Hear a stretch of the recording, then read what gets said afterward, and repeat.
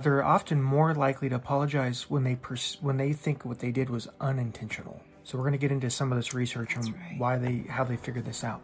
So when people feel like what they did was unintentional, they're more likely to apologize. So that's actually really important, because guilt is what drives apology. So if I feel guilty, that's why I'm apologizing. That's right. And guilt can be blocked by defensiveness, rationalizing, or shame when the betrayal involves deliberate choices. So the injured partner is often thinking, you chose this, so own it, repair it.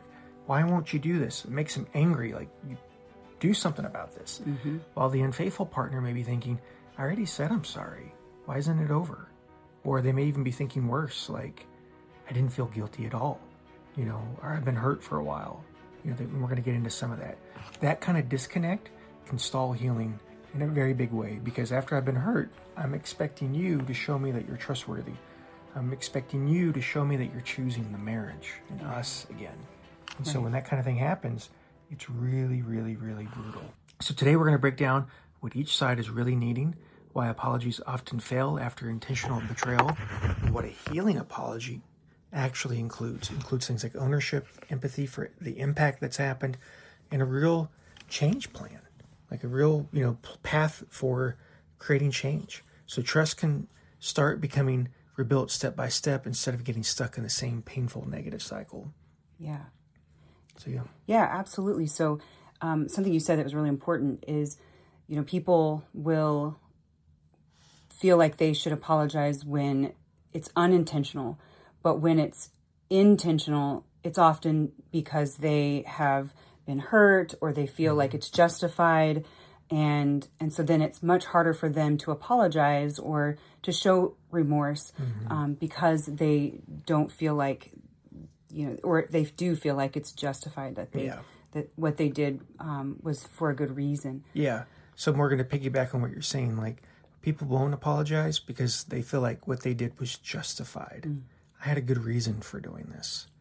I had a client one time, or a woman I talked to who's in our program. I asked her, what did you tell yourself anytime you felt guilty about the affair to not feel guilt? And she said, I just reminded myself how my husband had hurt me. That created justification for her. Other people will blame circumstances. It was out of my control. I had no choice. It was, it was kind of random. Maybe it was a one-night stand. Maybe I had too much to drink. They came on to me. I was really in a low point in life, those kinds of things. And then there's these 8 lies of moral disengagement that's way different. If we got into that, we'd be getting a whole other episode. That's a whole other, whole other day. Conversation. Yeah. But they get into these 8 lies of moral disengagement that allow them to still feel like a good person. So they will twist what they're doing either into something that's good or disregard the consequences. And it allows them to, who is an otherwise a good person, to engage in what's called selective morality. And that's something that people can do. And when people engage in those kinds of behaviors, selective morality, twist things to make it good, make it acceptable, to not feel guilt, what can end up happening is they're not going to show remorse other than like a polite, I'm sorry, or something like that. They're not going to really be truly sorry because initially, at least, they still think that way. They still believe it was okay. They still think it was justified. And then the other thing is that avoidant attachment styles can create resentment. Even, and of course, and the reason that avoidant attachment styles create resentment is people feel resentful because they're not using their voice. The key defining characteristic of avoidant attachment style is they don't do proximity seeking. They're not going to their spouse and saying, I'm struggling, I need help, I need you to be different in this key way. They don't do that. Anxious attachment style does that. Secure does that. But avoidant and typically fearful avoidant will not do that. And when they don't use their voice to create the kind of relationship they want, it creates resentment. Yeah. And when that resentment's there, people can slide into justification. Sometimes people are hurt, and that's why they have an affair. It's not every affair. And if you've been betrayed, I'm not blaming you for why this happened. It's just this is what people perceive who've been unfaithful that keeps them from being able to be honest and remorseful. And Morgan, because there's this mismatch between the wounded and the unfaithful partner, the injured and the unfaithful partner, they they have these really critical differences in key areas. Like they can't agree on who's actually responsible for the transgression. Like, well, you had the affair. Of course, I'm betrayed. Of course, you're responsible, not me. Right. But the person who's unfaithful will sometimes say, well, I wouldn't have done it if you, Blank. if you hadn't mistreated me when we had a miscarriage. If you hadn't said somebody else's name when we were kissing. If you hadn't done this, if I hadn't felt rejected, if I hadn't felt wounded recently or a long time ago. Right. And, there's a big mismatch usually on the significance of the transgression. People who've been injured typically will make it much, much bigger than the person who's done the offending. Like when we have been offended, we're not really, when we've been offended, we're usually hurt by it, of course, and we're angry by it. But when people have broken trust, they tend to minimize it. So there's a mismatch, not only on who's responsible for it, but how significant this is. Right. Like it didn't mean anything. I didn't love them. It was just sex, that kind of thing. But for the person who's been betrayed, it's like this meant everything. You gave your light to somebody else. You shone for somebody else. You didn't do that for me. And then they often will disagree on the long-term effects of the transgression, that kind of thing. Yeah. Right? So any thoughts on any of those? Oh yeah, the long-term effects, right? Oh, well, you'll be fine, or this will blow over. They kind of minimize the hurt in a sense, because it can be painful if you actually sit with it and you actually feel it, or you actually think about what your actions have done. Yeah, exactly, Morgan. And here's a thought. It would hurt. I like the long-term effects of the transgression. They can look at, and I'm using the word transgression because that's how researchers write about this. They'll write about it as a transgression, or the offense might be another way to think of this. Like sometimes people who've been injured, say that differently. Sometimes people who've broken trust will think, well, I've been hurt for a while. I've been wounded for a while. I've lived with this for a long time. I didn't make a big deal out of it. Oh, right. I got over it. So you're making a big deal out of this. And I lived with something that's equally painful. Oh, right. And I didn't make a big deal I about didn't it. make a big deal out of it. So that's where there can be a big discrepancy, those long-term effects. Like, why should I help you get over this when, I've been hurt for a long time? And because there's a severe mismatches in who's responsible and the significance of the transgression or the offense and the long-term effects of what happened, that offense, it's going to really impact people's ability to forgive and our ability to reconcile. So that's going to be, really a big deal. That's important. Yeah. That is a huge deal. Yeah. So the victim will feel anger and the perpetrator will feel guilt. Yeah. Ideally, when there's a transgression like this, right? Yeah. It's not ideal. It's never ideal to feel terrible. In a way it is. You want the person who hurt you to at least feel bad about what they've done. Right. Because then that means they probably won't do it again. And that's what's necessary to be present for there to be a good apology, right? But if, again, like what you're saying, if the person who had the affair is justifying the affair or the transgression because they were so hurt, it makes sense that they would do that, but it gets in the way of real healing. And so that's the point and the purpose of this conversation today, is really to help you remove the blocks to helping your spouse heal and healing yourself. And it's also commentary on some research that recently came out on this very thing. Yeah, I just looked this up. I'm looking at the original research article. They use the phrase needs-based model of reconciliation. Yeah. So like Morgan mentioned, victims feel anger, perpetrators feel guilt. So when we are the offender, we feel guilt. If we don't think it was intentional. If it's intentional, people don't feel guilt. Right. When people feel like it's like, and we're going to break that down in a second, and that's really important.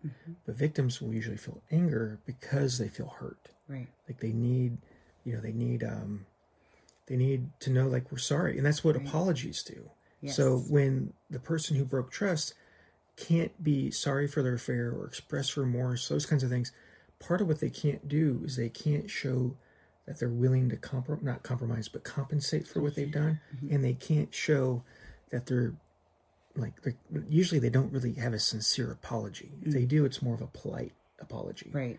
But what apologies do is they really help people get these needs met. And what I mean by that is there's, for reconciliation, there's different needs that have to get met. For the offender, there's a need to not lose social exclusion. That's the way the researchers describe it, meaning I don't want to be cut off from you. Right. I care about you. I want this relationship.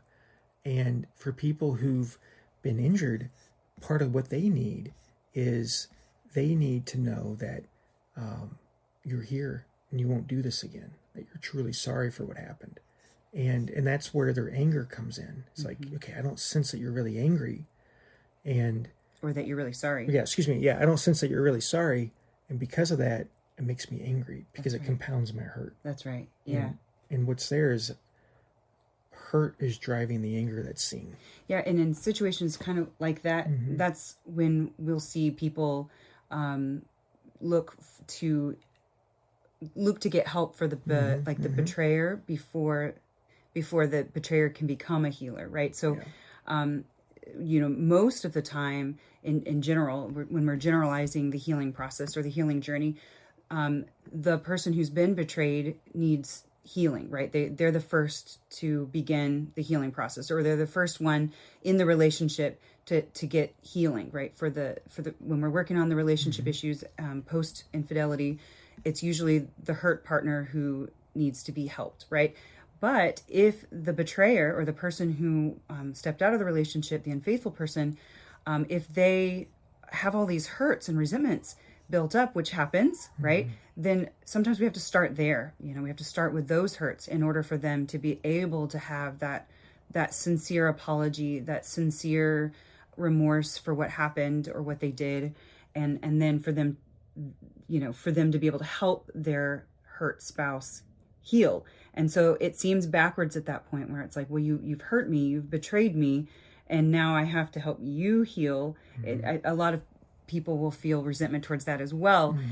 So it's this balance, this dance that that we have to help you with, which is interesting. It's an interesting way to think about it, that people don't often understand. But it's very much there, right? You have a long relationship. Things happen throughout the years. Lots of scenarios can come about that would cause someone to feel like they need to step out of the relationship and be unfaithful. Not that it's justified. We never justify that, but it is, the reality of life. Well, it's how people rationalize this, because to have an affair, people will rationalize it. They'll jump through hoops. They'll remind themselves of, well, here's when I was hurt. Right. Here's when I was offended. Right. Here's when you didn't help me. And they do that to help themselves still feel like a good person. Right. That moral disengagement. And then when D-Day happens, the affair gets discovered, they don't snap out of that thought process overnight. So when it gets discovered, they may not come home. They may leave and go to the affair partner's house. They may, in the affair because they feel like, okay, I got caught. I don't want to leave because we got kids. But they're not truly engaged with their heart. Right, and that's that social piece, right? Yeah. The fear of social abandonment or social, what do they call Exclusion. it? Social exclusion. That's right, yeah. And so, that's still a place to start in the healing journey. That's still where people begin, and it's not hopeless or, totally impossible at that point. It's just the reality of the healing journey, right? It's not very linear for most people. So that's important. That's really good. This research article that we were reading was very, very helpful. Yeah. Useful. So part of this, so what helps us, we need remorse, because remorse is a form of, there's implicit things that are promised with remorse and apologies. Right. There's a sense of, it's an acknowledgement of wrongdoing, and it's an expression of guilt. And apologies are important because they communicate that the offender believes that what they did should not have happened and should not happen again. So that's important. Yeah. So there's some reassurance there. Okay, you believe it shouldn't have happened and it won't happen again. But also, apologies also implicitly promise that the offense will not be repeated. Apologies also imply that the offender is distancing themselves from their prior actions, and they're admitting that they're wrong. That they were wrong, yeah. So that's really important. Right. And that's hard for people to do when they felt like, when the act was intentional. Right. So there's this mismatch, that there's a mismatch. And what I mean by that is the more somebody who feels like, okay, you hurt me on purpose. This was intentional. Like, how could it not be? It's an affair. You committed infidelity. You intentionally meant to hurt me. Maybe you didn't think I was going to find out, but I did, and it destroyed me. You intentionally meant to do this.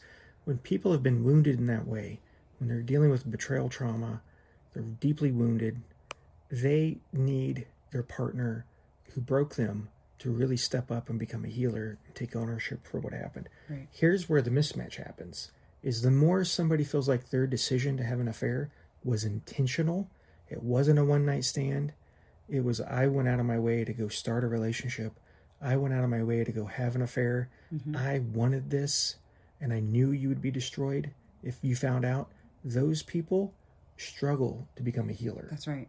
Because for them it was intentional. And that intentionality, Morgan, requires rationalization. Right. They knew there was going to be consequences. They knew this was going to be a big deal. I see that a lot whenever someone is on the rebound, like their spouse cheated on them, and then they go and cheat as a rebound, I guess you'd say. I don't have better, revenge affair. Revenge, We've talked there about it is. that. Yeah, we see that a lot in that scenario where they're hurt, they're broken, and they think you did this to me. Well, the only way to heal or to get back some balance in my life, I have to go and do it to you. And it's really drinking poison and hoping that your spouse feels the repercussions, and they do, but it's more painful. It adds pain to pain, and doesn't really have the healing effect that you really, really are wanting. Yeah. So part of what a true apology admits that wrong was committed. It includes expressing guilt or remorse about the harm that was caused, and it also implies a promise not to repeat the offense in the future. So that's really important. And if we can apologize in a way like this, offenders are able to distance themselves from their prior harmful actions, and that signals to the injured partner that they recognize that behavior was unacceptable. So it can really begin those first steps of building trust. Right. However, these deep offenses deprive the injured partner and the offender of different psychological needs. Like we kind of referenced this earlier.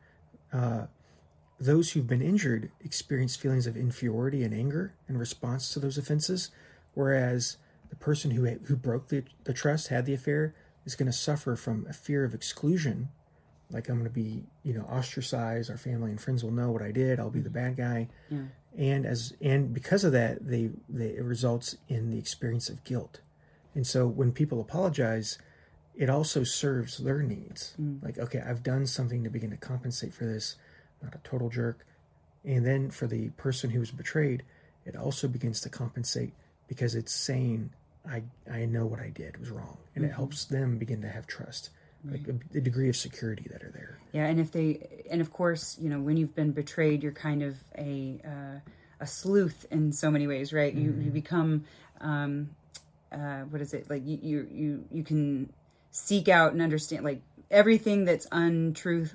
You can kind of, what is it? I'm trying to think of the words, but like you can sniff it out, and if it doesn't even feel, if it doesn't feel totally genuine, then you're going to ask again and again and again, and that's what that repetitive they become a human lie detector. That's what I was looking for, human lie detector. And so you might have to apologize multiple times in different ways until they feel a sense of safety there. And then and it might be that it'll take you a while to really work it out yourself and truly feel the remorse or truly understand the repercussions and that sort of thing. So again, it's not linear, and it's it's a process. Yeah. And Morgan, without an apology, the researchers also talk about a phenomenon. It's called the apology forgiveness cycle, where you can't really, it's very hard to forgive for the average person unless there's an apology first. Like, usually people don't write blank checks to apologize unless they've been, or to forgive. Yeah, thank you. They don't write blank checks to forgive unless they've been apologized to. Right. Like it requires a heroic degree of virtue to be able to forgive if somebody hasn't apologized first or begun to make attempts to compensate. Right. And so what you get is a negative cycle where both people maybe feel justified in their anger, their position, and then we get into this standoff where nobody wants to compromise or change. And So here's how both sides can see apologies for people who, do you want to lead us in this? Oh, sure. Yeah. So the way they see apologies. So the perpetrator, how they would see an apology is a way to distance themselves from the wrongdoing, right? So you want to show that it's not who I am. It's not who I am. I didn't do this as, it's not my personal self, right? It's not who I am. It's not what I stand for. And then it can also be a tool to restore the relationship with the victim and reduce relational damage. So that's really one way that the perpetrator would see the apology. Yeah, I can distance myself from this. Right. Like, the person who had the affair, I can distance myself from this. It's not who I am. It's not what I stand for. It's not my identity. And then it restores a relationship with the betrayed. And for people who've been betrayed, how they typically see an apology is they see it as compensation. It's almost symbolic in a way. Yeah. Like, even though I'm not getting anything, like I'm getting from you an acknowledgement, like almost like a payment in a way. Yeah. For being harmed. It also helps restore fairness and justice after the offense that created this wide gap between us that broke our trust. And then it serves as a tool for reconciliation. Because if I don't even have the basics of an apology, or we're using apology kind of loosely, like apology or remorse. If I don't have the basics of remorse or an apology from you, how can I reconcile? Right. Yeah. Like, you've just hurt me in the deepest way possible. How can I reconcile with you if you're not even going to be able to say you're sorry? Right. So how can I move forward with that? How can I begin to and it's a way trust? to feel seen and heard and validated in the pain, like that. Yes, it's natural and normal for me to feel this way, and an apology kind of validates that. Yeah. And then part of this too, Morgan, is kind of like we talked about last time. Oh my goodness, I'm having a little it's okay brain moment. Morgan and I both have been awake all night with the baby. Yeah, the 1-year-old. 1-year-old. So the victims, So for the person who broke trust, their core emotional need is guilt. Right. Guilt is central for them, but guilt is, as long as they don't feel like let me say that differently. Guilt is an internal driver for them. Right. As long as they didn't intentionally go out of their way to have an affair. Right. And what I mean by that is sometimes the more somebody felt burned out in their marriage prior to their affair, the more deeper that affair will be emotionally. And then the harder it will be for them to have that, to become a healer for their marriage. That turnaround. Sometimes people who are the best healers, the affair for them was just sex. They were just using the person for sex. That kind of thing. It didn't mean anything. It was opportunistic. It was terrible to do, but they become a better healer because they weren't as burnt out in their marriage as somebody who, so guilt is going to be more of a driver for somebody like that versus somebody who felt burned out. Because intentionality determines guilt. Because usually, again, to repeat what we said earlier, that intentionality piece is, I went out of my way to do this. I knew it was wrong. I rationalized it so I wouldn't feel bad. I told myself things to make myself feel like this was okay. So guilt can be a core emotion for them. And it motivates repair, it motivates reconciliation. They're trying to make things right. And the more guilt they feel, the more likely they are to apologize. Right. So they're more likely to be a healer. However, some people struggle with this, not because the affair was necessarily intentional. It can also be because they have deep shame. We've talked about that earlier. Yes. In our podcast. We talked about shame, how that plays a big role, where people just at their core feel unlovable. Sometimes people like that fall into infidelity already. But there's other reasons beyond like intentionality and that kind of thing. There's shame. There's other reasons why people can struggle to show that. Yeah, absolutely. And so then on the victim side, the core emotion really driving their need for an apology, for this sort of reconciliation, is anger, right? Anger is central, and being linked to feeling that injustice or the victimization and wanting compensation, retribution. Really that the compensation piece, like, you did this, I need you to help me, right? And then indirect evidence suggests that anger can still go with reconciliation attempts. So anger doesn't always mean I'm done. It can also mean that this matters, right? We see this all the time. Like, if you're totally burnt out and you're just ready and you're out the door, oftentimes there's not a lot of feeling, there's not a lot of emotion, there's, just dry information that, just lack of care. But when there's anger, that's usually a good sign. It means that there's still sparks left, right? There's still that light on in the relationship. And so, so the anger piece is important. Yeah, and anger is important too, because anger is tied to the idea of justice. I want something that was taken from me that belongs to me. So anger is actually a repair tool for reconciliation. Right. Which the irony in that is like, okay, you're angry with me. I'm the one who had the affair, and you have rightful anger. I cannot approach you because it feels like your anger is so much. You're expressing this anger because you want me to approach you. You want me to be engaged. That anger is there because you need me to be engaged. And that anger is screaming for help. Do something. Right. Stand up. Why won't you do something? I matter to you. Show me I matter to you. And so that anger is like forcing a response. But the irony is that anger is forcing a response because it cares.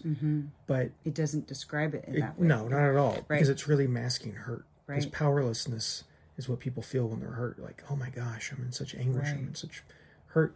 However, that anger for somebody who's been unfaithful usually is a huge trigger for them. It causes them to feel helpless. Oh my gosh, I've done too much. I cannot repair this. That's a great mismatch as well. Yeah. Like it's like the anger is saying, like you said, like, let's fix this. I want to reconcile with you. But when I see that anger, it causes me to think, oh my God, I can't do this. I've done too much. This will never work. Right. She'll never forgive me. She'll never forgive me. That kind of thing. This reminds me, when we were at Core Skills, I think it was with Sue Johnson. I remember walking up to ask Sue, is anger always a bad sign? I remember asking her that.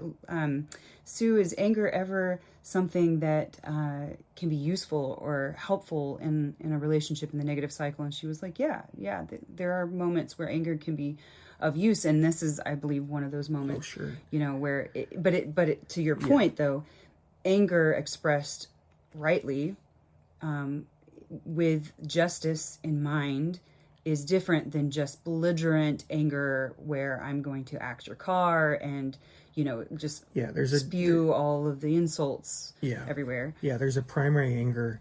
You are threatening my children. Stay away. Right. And then there's an anger that's secondary. I'm really hurt, or I'm really sad, and I'm just lashing out. Right. And that kind of anger is destructive. Yeah. It's not protecting anybody. Right. It's protective. I think that's a very useful and important word. That's protective. It's protective. It's protective of my heart, protective of our relationship, protective of your feelings. It's not just destructive. It's not destructive. It's got love at its core, right? Love is wanting what's good for the other person. Yeah, exactly. Yeah. Now, for the perpetrator, or excuse me, I use that word, that's the word the researchers use, for the person who had the affair, the offender, how that idea of intentionality, like they went out of their way to have this affair. It's intentional. I wanted to do this. I meant to do this. Right. Like if it's unintentional, like I had a one-night stand or this person came on to me, I was drinking too much, I was really depressed, for them, at least immediately, when it's unintentional, at least immediately, it tends to produce more guilt in the short term, right after it happened. They can develop guilt later, where what I mean is somebody who's intentional in having an affair, went out of their way to have an affair, for them, they can develop guilt later. Usually you don't see it up front. For them, it's kind of like they've had time to think, reflect, maybe some months have passed even, and they've had an opportunity to kind of like think about what they've done, and then they're like, oh my gosh, now I'm sorry. Yeah. Like I've met people where they weren't sorry at all, and then about 9 months later, now they're deeply sorry. And for people who've been betrayed, that's really hard. It's like, where's this been? Right. I'm grateful for it now, but golly, I could have used this the moment I found out about your affair. Right. And so so usually with the more intentional somebody was in having an affair, the more they planned it, rationalized it, wanted it, so to speak, the less guilt they're going to have, the less motivated they're going to be, because they weren't as worried about losing the relationship. Yeah. And like we talked about earlier, like a need for people who've broken trust, is they have anxiety about social exclusion. They don't want to be socially excluded. Right. They can rationalize that away. Well, I will leave to go be with this other person. You know, like they're not as afraid of like being alone. So, you know, they're not as afraid of ending the relationship. And then you're going to see more guilt when there was less planning. Oh, so, yeah. you know, usually if there are things, not that an affair is ever an accident, but hurts outside of an affair that are accidents, people are more likely to apologize for because it's unintentional. Right. It's like, oh my gosh, I feel so bad about this.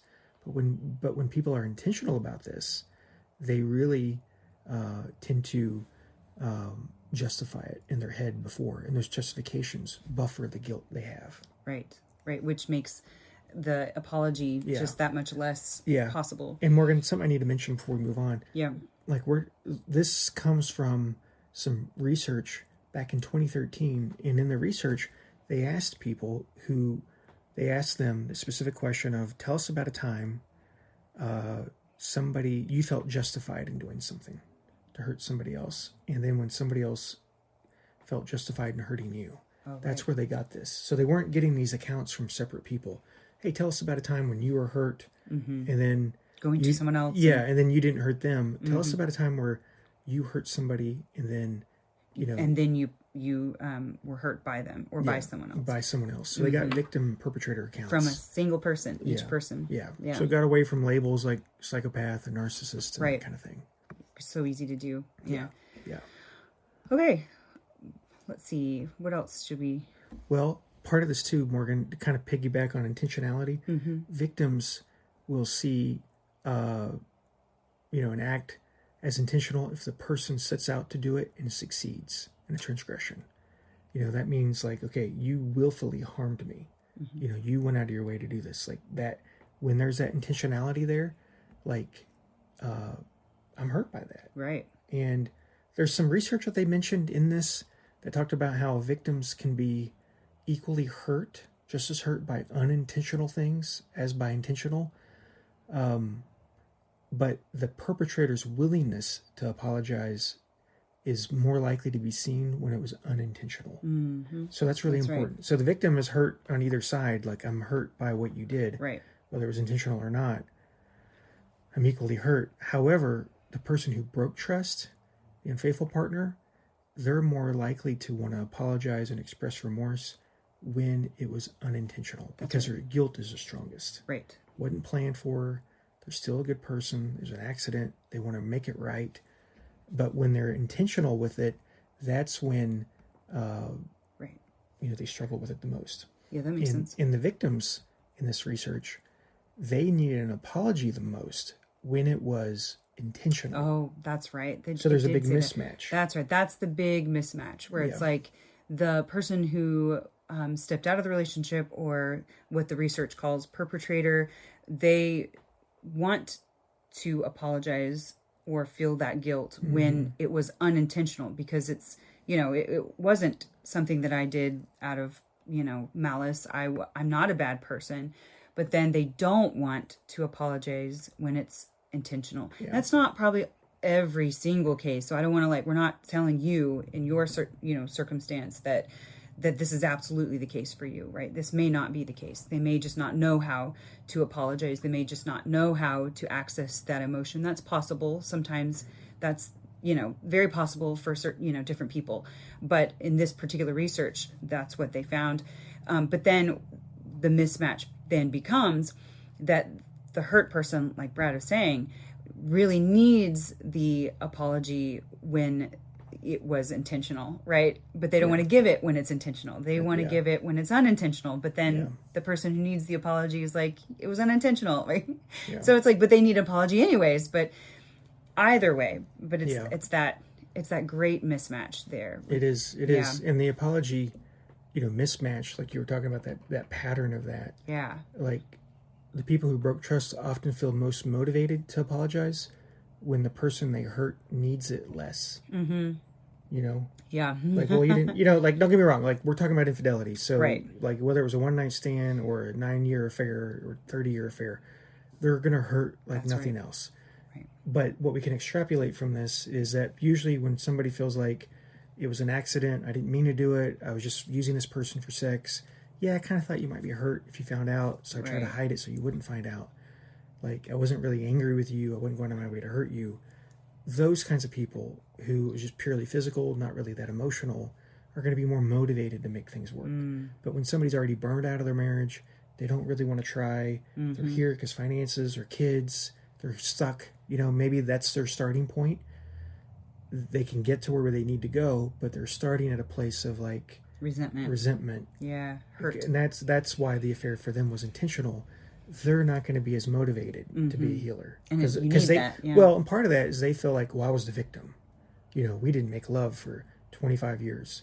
There's a really big actor I like from the 1920s. I won't say his name, but he ended up being in a sexless marriage. And he's like, well, if my wife's not going to sleep with me, then I'm going to go out of my way to sleep with these other women who are coming to me.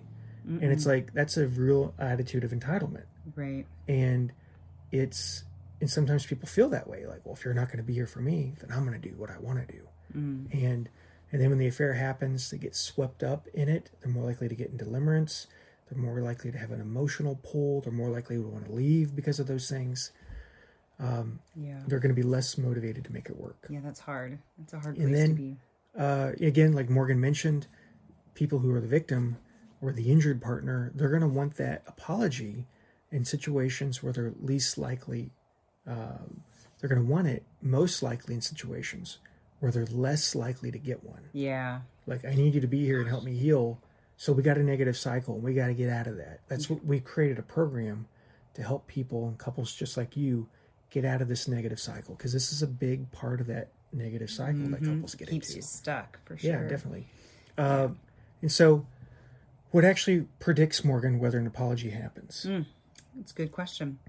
So the victim's need for an apology generally does not determine whether an apology is issued, sadly. So just because you need it doesn't mean it's going to happen without help, of course. So this means victims can have a high need and still not receive an apology, especially after intentional harm, which kind of sums up what we've been talking about today. Yeah. Yeah. And so the apology behavior, like the repair behavior, it will track not so much what the victim needs or the injured partner needs, but it will track, unfortunately, more often what the person who broke trust needs, the unfaithful partners, what they need, and their willingness to give it. Unfortunately, not the person they hurt. Oh, yeah. So it kind of tracks what they feel like they need. Oh, right. Like, well, I was hurt. So what you'll see is you'll see this big mismatch where they're not willing to do whatever it takes, at least up front. They can get there, but they don't start with it. And what they'll do is like, I didn't have a voice. I need us to work on our marriage. I can't talk about the affair. I got to go back to, when I had a miscarriage and you weren't there. I got to go back to when I lost my job and you weren't there. I got to go back to maybe my dad died or my mom passed away. Or, some area where I was hurt before I can come back and address this with you.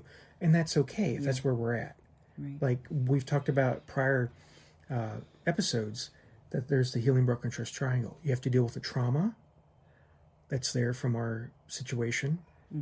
Or even your personal life. Yeah, your personal life. Either wherever the trauma comes from, you have to address that. You have to address the affair material, and you have to address general marriage issues. And that's why we created this program that helps people do that. All three of those things, which are important. And then people, you can't compartmentalize it necessarily. So it's not always, we're just going to do trauma, or we're just going to work on the marriage, or we're just going to work on the infidelity piece. It's got to be very often simultaneously done. And so that's what makes it quite an interesting process. Yeah, and here's the other kicker, Morgan. Yeah. Piggyback on what you're saying. Like the person who broke trust usually just wants to kind of go back to square one. Let's ignore this. Let's forget about this. Right. I will overlook what I did because I've overlooked what you've done for 10 years, 20 years, 30 years, that kind of thing. So don't look at my affair. I've overlooked what you did. It hurt me. So, and that's important what you're saying, because then what happens is they'll say, well, okay, well, we'll just kind of coexist. We'll raise the children. We'll do the things. And then they sort of, they don't go get help, or maybe they'll get a counseling session. And then they just say, well, we're fine.